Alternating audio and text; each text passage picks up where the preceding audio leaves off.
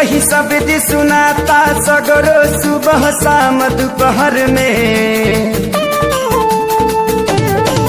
हाँ कहीं शब्द सुनाता सगरो सुबह शाम दोपहर में। बम बम गूंजाता देवघर में भोले बाबा के शहर में। बम बम गूंजाता देवघर में भोले बाबा के शहर में।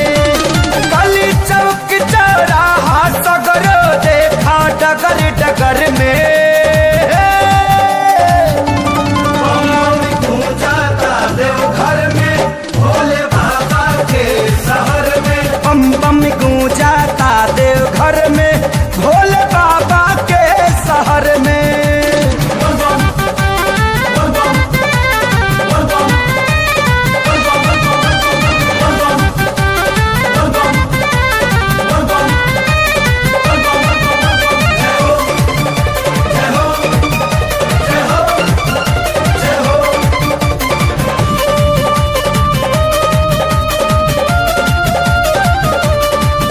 हर जुबा पे शिव के नाम हवे, कहीं मंजिल पैगाम हवे। हर जुबा पे शिव के नाम हवे, कहीं मंजिल पैगाम हवे। शिव नाम से शक्ति बढ़ जाला, शिव का सुइया पर चढ़ जाला। घट घट बासी शिव कैलाशी राखे सबके नजर में।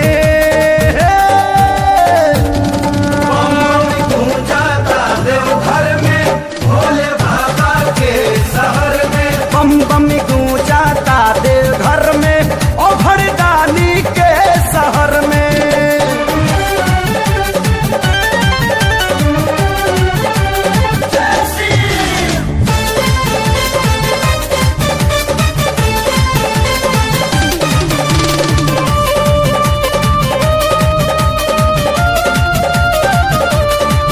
कांवर से दम पर दम निकले, दौरत घर से डाके बम निकले।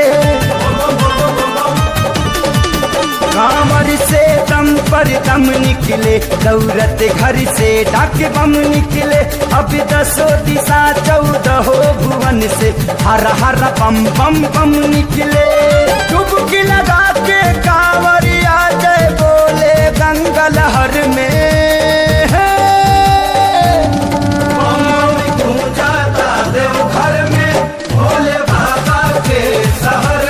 बम बम गूंजाता देवघर में बैजू बाबा के शहर में।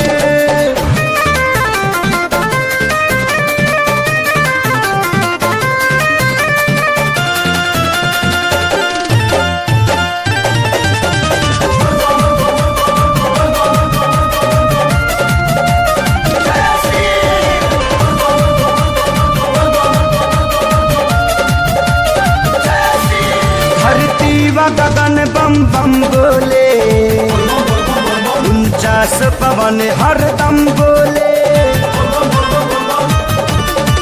धरती गगन बम बम बोले, 49 पवन हरदम बोले।